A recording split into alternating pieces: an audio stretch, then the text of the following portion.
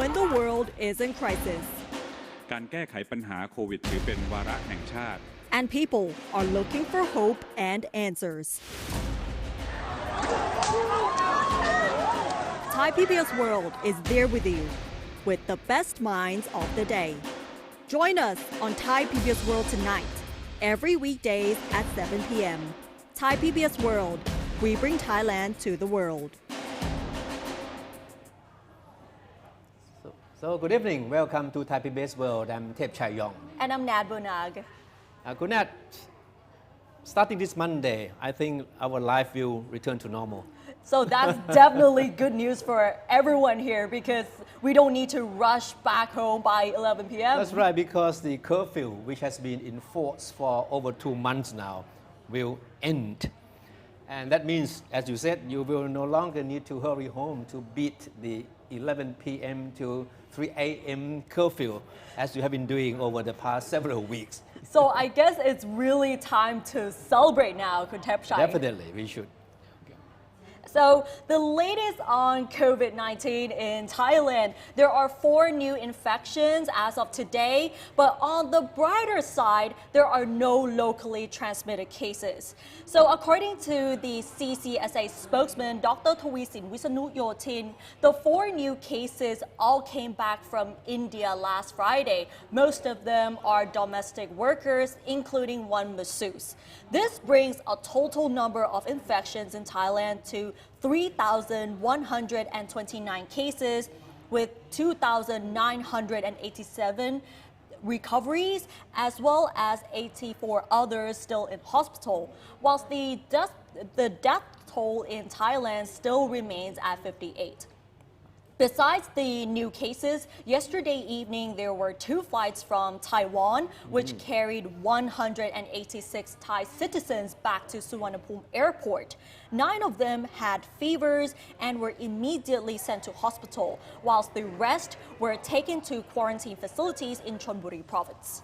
So overall, this is still good news, Kunnat, because it has been 18 consecutive days now that we haven't had a single locally transmitted infection case. So let the good news stay that way, right? So let's keep that curve this way for at least a couple of weeks. That's right. And we just, as we mentioned earlier, that starting this coming Monday, life for Thai people will return to normally. Basically, all the businesses and social activities which have been suspended for over 2 months now because of the pandemic will be allowed to resume. And more importantly, the curfew will be abolished. That means there will be no more restrictions on the hours you can spend outdoors. The current 11 p.m. to 3 a.m. curfew has been enforced since April the 3rd. The curfew was designed mainly to curtail nighttime activities that medical authorities were afraid would contribute to the spreading of COVID-19. Of course, you can certainly say that life will return to normal again on Monday unless you consider such places as pubs, nightclubs, and beer halls as being an essential part of your life. Because unfortunately, these venues will continue to be off limits. But the Center for COVID-19 Situation Administration, headed by Prime Minister Prayut Chan-o-cha, today decided to retain the state of emergency. Its rationale is that the draconian law is needed to ensure that the government has a legal tool to act swiftly and effectively in dealing with any emerging crisis. And besides the ending of the curfew, now let's take a look at businesses and social activities that will be allowed to resume on Monday. So these are the list of businesses that are allowed to reopen during phase 4 of the lockdown easing in Thailand. So right now, meaning phase 4 that is coming up around next week, alcohol sales in restaurants, food shops, and hotels are allowed with the exception of pubs and bars, which will still be closed during phase 4.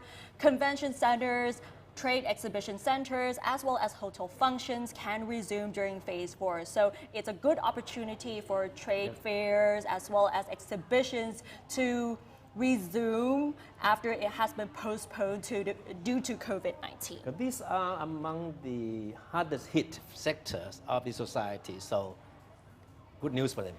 Sure. There are other businesses that are due to reopen during phase 4, which is next week.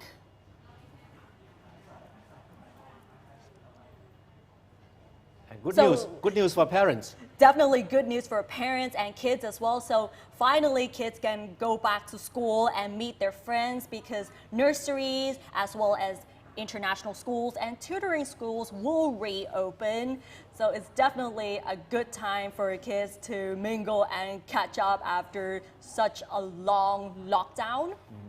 But of course, all the essential health safety measures will need to be strictly maintained. Definitely, planetariums and science centers are allowed to reopen during phase 4. Spas, steam baths, group activities in public parks can now resume in phase 4. As well as the spas and planetariums, outdoor and indoor sports activities, as well as golf courses, football stadiums can also reopen during phase 4. So that is definitely good news for sports lovers. But the only exception is that no spectators are allowed. So where's the fun here? No, but it has become a standard practice the world over now that you have sports competition, major soccer matches, but no viewers. Well, instead of viewers, we could put mannequins or like cardboard cutouts like we've seen in other countries. And also another good news for kids, children playgrounds as well as swimming pools can now reopen. And another good news is that game centers in department stores and shopping malls can also reopen as well. So that is definitely bring the fun back during phase 4. So the government describes this whole package as 95% of the businesses and activities that will be allowed to resume. So that we are only 5% short of a normal life, which includes bars and nightclubs. Bars, nightclubs, beer halls. pubs. So if we reopen all of this, definitely everything will be back to normal in Bangkok. And of course, as we all know, the tourist industry has been hardest hit by the pandemic. So reviving the business is something that's on the government's priority list. And the first thing we can expect to see happen is the so-called travel bubble. A specific kind of travel arrangements between Thailand and countries or groups of countries which have shown good records in containing the pandemic. And the good news of the travel industry is that the idea was endorsed by the Center for COVID-19 today. And the idea was initiated by the Tourism and Sports Ministry and tabled to the COVID-19 Center by the Health Minister Anutin Chanvirakul today. Anutin said the proposed travel bubble will see Thailand pair with countries or groups of countries that have successfully contained the virus. Travelers under this scheme, however, will still need to be subject to very strict screening and health control. All right. So that's definitely good news here because with the travel bubble, it's a good opportunity to receive more tourists coming into the country, more of like an exchange between. So we've seen a couple of examples in other countries. For example, Australia and New Zealand have proposed a travel bubble between the two countries where the travelers don't need to go through the 14-day quarantine. That's right. The Sports and Tourism Minister admitted that he was inspired by the arrangement between New Zealand and Australia that you just mentioned, and that he's trying to pursue the idea with potential partners in some countries that we believe that they have good record of containing the virus. So let's hope that this will happen soon because the tourism industry certainly needs a jump start.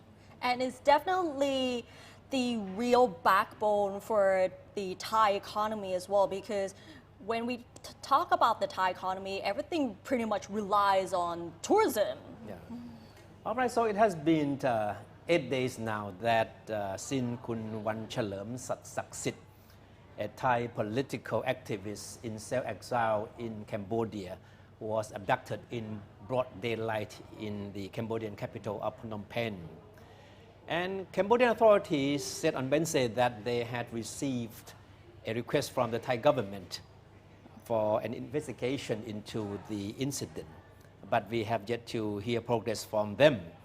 But in Bangkok, political activists and opposition MPs continue to keep up pressure on the government to act on the case. And this morning, representatives of a group calling itself Students' Union of Thailand held a brief rally in front of the government house to condemn Wanchalerm's abduction. They noted in a statement that Wanchalerm was one of several political activists critical of the government who have been assaulted or made to disappear since Prime Minister Prayut Chan-o-cha came to power. And it called on the government to accelerate investigation into the case and demanded an end to suppression against people who express views critical of the government. The protesters, some holding posters with the message "Stop the Killing," left after tying white ribbons on the gates of the government house. And meanwhile, members of the House Committee on Laws, Justice and Human Rights plan to summon officials from the police force and the foreign ministry to answer questions about what happened to Kun Wanchalerm. So, all right, we have been hearing warning from Western countries, especially the US, about what they claim to be security risks from 5G technology of Huawei, the Chinese telecommunication giant, right? Yep. But it's clear that such warning doesn't carry much weight with the Thai government because this morning, Prime Minister Prayut Chan-o-cha welcomed Adel Teng, the Chief Executive Officer of Huawei Technologies Thailand, at the government house to discuss using Huawei 5G technology to help with the revival of Thailand's economy in the aftermath of the coronavirus.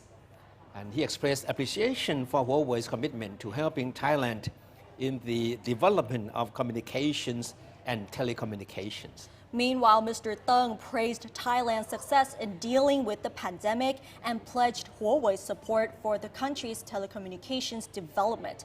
Prime Minister Prayut today also received 500,000 face masks donated by Huawei to Thailand. The U.S. has expressed concerns that Huawei technology could construct backdoors or other vulnerabilities into the 5G equipment that will be the backbone of communication networks of the future. The charges have been repeatedly dismissed by Huawei.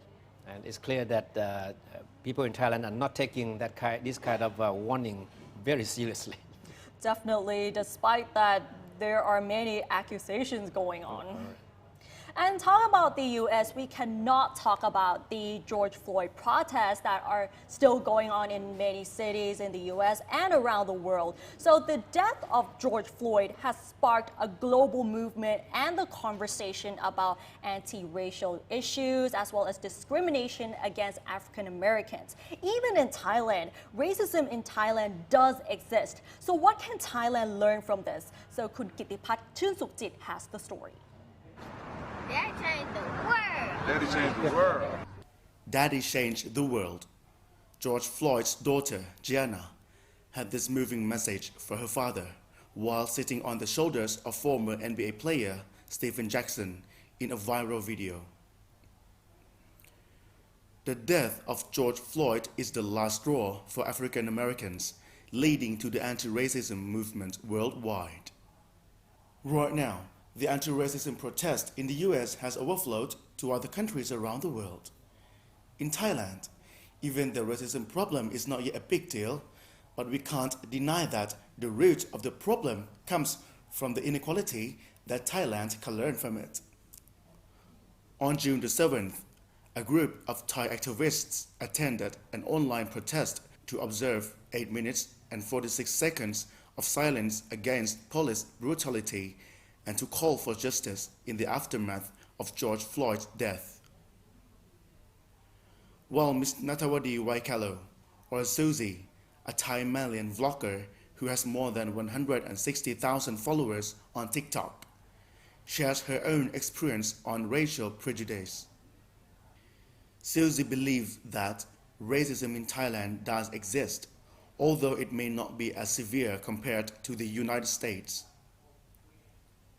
ไปแบบสมัครงานแล้วเพื่อนเราไปสมัครพร้อมเพื่อนได้แต่เราไม่ได้เงี้ยเราก็เสียความรู้สึกมากแล้วครูที่ใช้สีผิวเราเป็นเรื่องตลกที่ชั้นเรียนอย่างเงี้ยค่ะอันนี้ก็คือเสียความรู้สึกแล้วที่รู้สึกว่าความบางคนบอกว่าเหยียดกับบูลลี่ไม่เหมือนกันถูกค่ะแต่ลูกครึ่งผิวสีทั้งหมดเราสามารถรับรู้ได้ว่าคนไทยบางคนสามารถทำบูลลี่กับเหยียดรวมกันได้โดยแบบเราลูซี่ไม่สามารถแบ่งแยกได้เลยอะลูซี่รู้สึกว่ามันคือเรื่องเดียวกันเลยนะ She says racism shouldn't exist in the world and people shouldn't make fun of others by their skin color.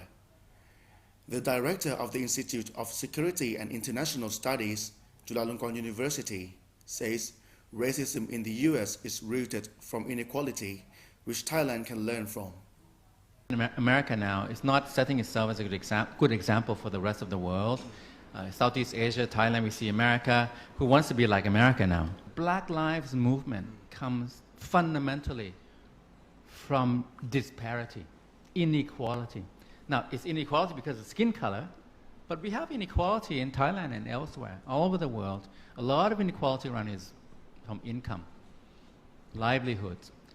You know, how can 1% own 66% of the country and the rest, you know, not much to go around. So if we were to make a kind of take a lesson or be inspired by the Black Lives Movement, I'm not into bandwagoning. I think that the U.S. has a lot of problems, issues. A lot of it has been legally addressed, but socially it has not been.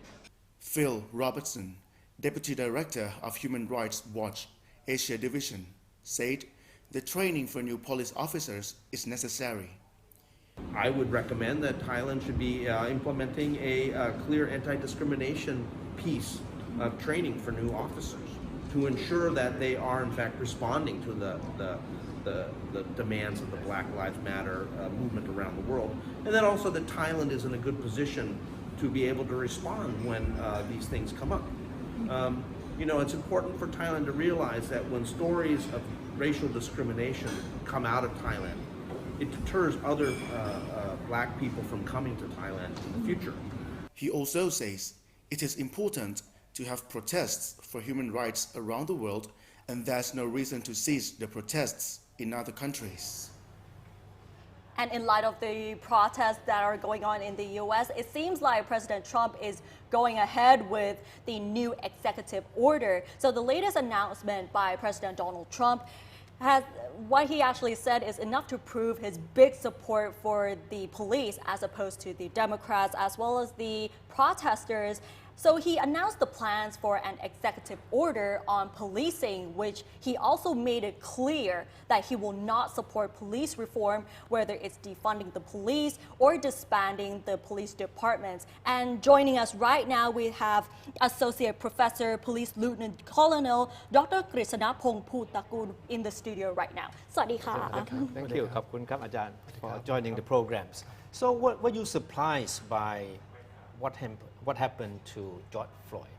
We know that police brutality against colored people in America is something common, but this particular incident, was it something that surprised you? Yes, I think it's unbelievable. It's happened again in the U.S. society. However, if we look at the U.S. history, it used to be happened before, like in 1960, like a civil unrest. However, like other people, it happened again at prison. But it seems like the issue of anti-racial protest or even the police violence against African Americans, it repeats all the time. So why does it seem like the U.S. cannot solve this issue in your perspective? Actually, police misconduct happen everywhere in the world, not only in the U.S. society. However, we have to think about how we can solve this situation. So policymakers play a major role for dealing with this situation. So we were talking about the police reform in the U.S. So what about the reform? What does it mean for the reform in the US? Is it something possible? Yes, it's like in Thailand, yes. And different society have different contexts, right? So what you have been closely following the police affairs in the U.S., of course, as a former police officer, yep. and you have done a lot of research on this topic. So, what do you think are some of the major problems with the policing in the U.S.? I think, firstly, I think it's about racism and discrimination, and secondly, it's about the policy, and thirdly, it's about the human rights, citizens' rights that have been judged differently between the black and the white. So I can say if we talk about police reform in the US and we would like to reform this issue, so we have to look back at all of these issues that I mentioned earlier. We need to maybe look at the policy for reforming the force again, or we have to talk about racism, or we need to talk about how we need to treat people fairly and justice. That is the key point. So with President Trump moving forward with the new executive order on policing, do you think he's doing the right way, or is there something that he could have done? Yeah, that is would be one key factor that we can expect to reform the force in the U.S. However, it depends on citizens, it depends on the chief of the police, and it depends on the policy at local level and state level too. It does not mean the President of the United States announced to the public, I'm going to reform the police force, and that's it. It's not like that, like in Thailand. Yes. So you think there's a problem with the structure of the police force? Yes, police structure and police public relation and public's view towards the police. Yes. And police themselves too, what they think about the police reform. If they realize, oh, we are good enough, we don't want to reform, that's it. What happened next? Yes. And that does seem to be a sentiment among many police officers and even among politicians themselves, that what they have now is good enough, there's no need to reform, right? That's the issue. Yes, it depends on the policy makers, right? What they think about the reform, right? Yes. If they agree, yes, we need to reform the force, just go ahead and done it. Do you see any similarities in the problems that exist in the U.S. police force and in the Thai police force? Are there any similarities, the problems part? Yes. A few things that I think look similarity. The first one is unfair, means unfair police operation. And the second one is treatment, how the police treat the people. Yes. And the third one, the policy makers. Because in general, the policy makers, they just announce to the public would like to reform. And then it seemed to me they don't want to reform, but they just would like to control the power for themselves, like in Thailand. Yes. In Thailand, we have been hearing, pledges for reform for many, many years now, right? And nothing has happened. Is that the case? We can claim that recently, military state the coup, right? And they announced to the public, we are going to reform the force. They said like that. But what happened next? I want to talk about this, but I think the public in Thailand can judge what happened. Yes. We see, right? Yeah, I understand what you mean. Yes. Okay. All right. But with the police reform in the U.S., is it that easy to do? It's hard everywhere in the world for police reform. Back to my point again, if the government leader would like to reform, and how about the structure and what you're going to do? What about your plans? Yes. Like in Thailand, when the government leader talk about police reform and promise to the public, I'm going to reform the police force, what you going to do next? That's right. That's right. Yeah, the action certainly needs a lot of a commitment. Right? And also, the police themselves, they would like to see a big change in the organization too. And the public in general would like to see a big change in the society.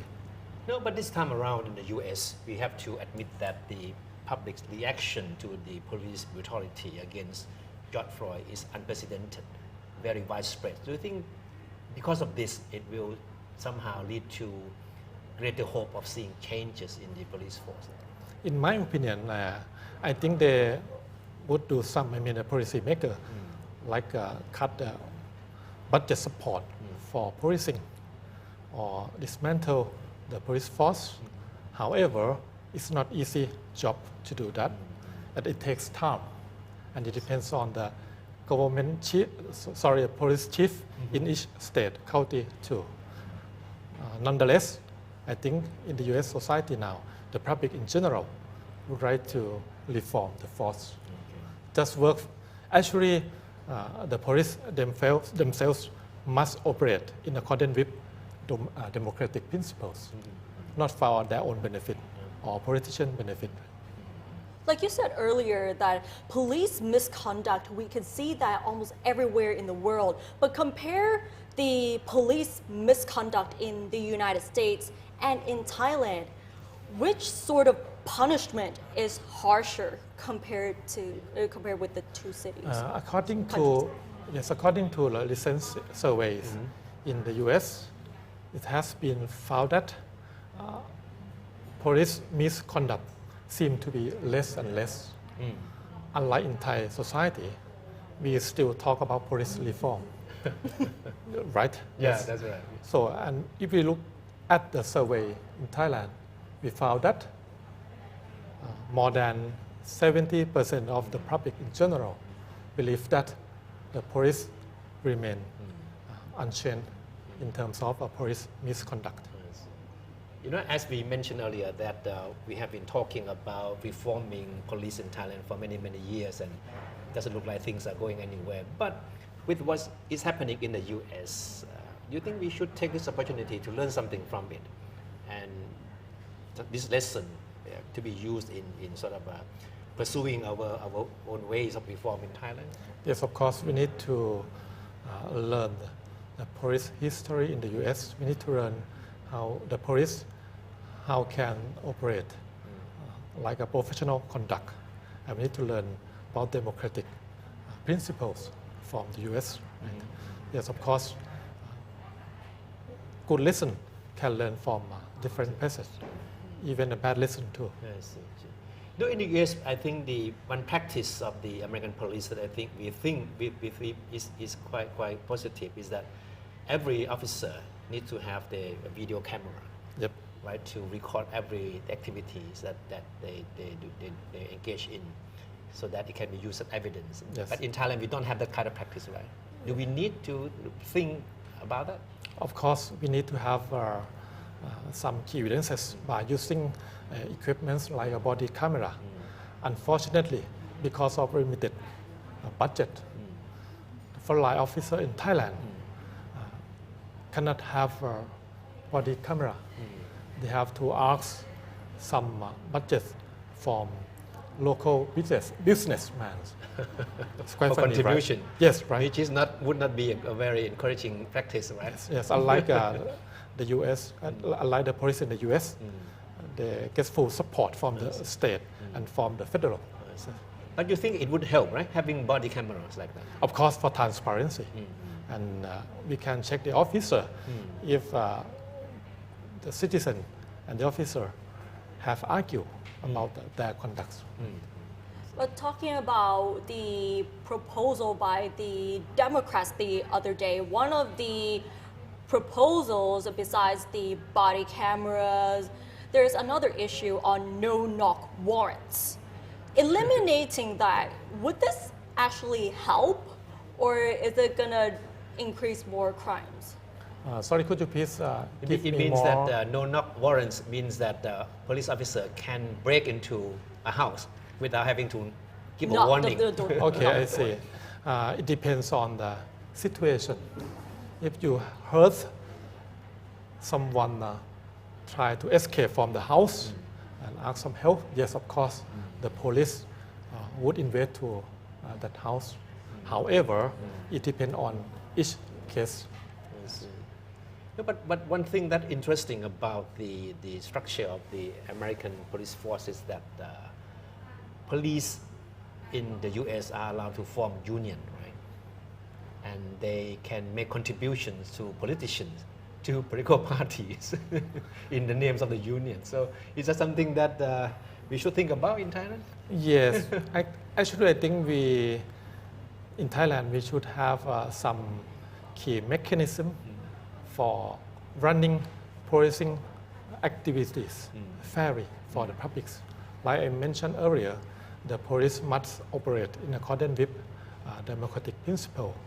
The police have to work on public interest, not their own interest or politicians' one. Right. No, but of course you are familiar with how the U.S. police work. Do you think they are as professional as any other police officer in other parts of the world? Professionally speaking. It depends on different factors, like budget support, training, recruitment. If we do all of these things and we check the standard and keep the standard, it would run the policing activity very well. Okay. Support from the government, equipment. Yep. Local budget, local state, county, or even civilian. Civilian in the U.S. can work closely with the police. Yes. You know, in any way, do Thai police have something that's similar to racial discrimination against people in the society? I think we may not have the problem like that, but in my opinion, we have some problems like social status. It seems to me the officer, not only the police, the officer in general treat people differently on the basis of social status, like the rich, the poor, elite groups, or something like this. Obviously, if you look at the prisoner statistic in Thailand, it has been found that more than 60 or 70% come from grassroots or even middle class. And how about the rich and elite group? Or they don't commit crime, or social discrimination. We can, yes, maybe something like that, right? Yeah. Or maybe like social prejudice, rich and poor, or even some cases where police got bribes, or even whether criminals claim that they know tons of police in Thailand. So how is Thailand going to deal with this issue?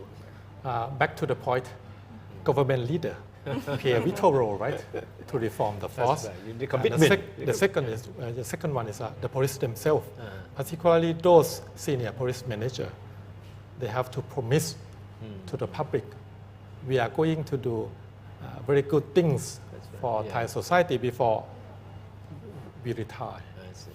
Now, what I would like to see is sort of a commitment from political parties in elections that they would put reforming police as one of their priorities in their platform. But I have never seen any political parties that do that. I can say politics is politics, right? Before the general election, they can speak what they want. They would like to speak, and then after that, they may not do what they said, right? Or if we notice, some politicians promise to the public, and then they done opposite what they said before. I don't want to mention it. Understood. Perfect answer.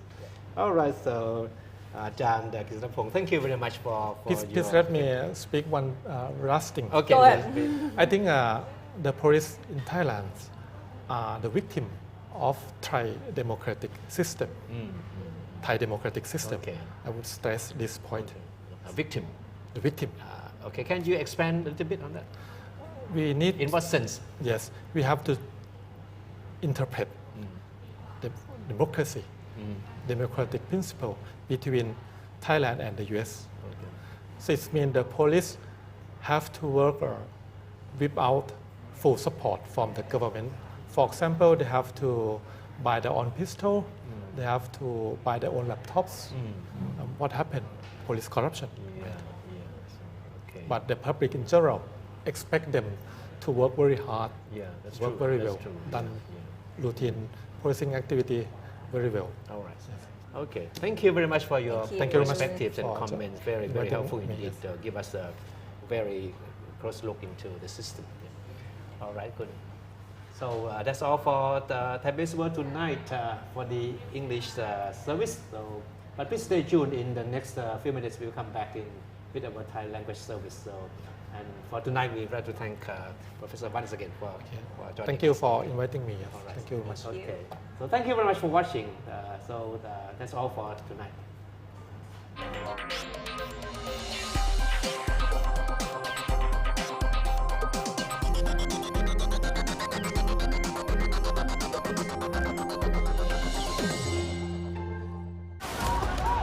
When the world is in crisis.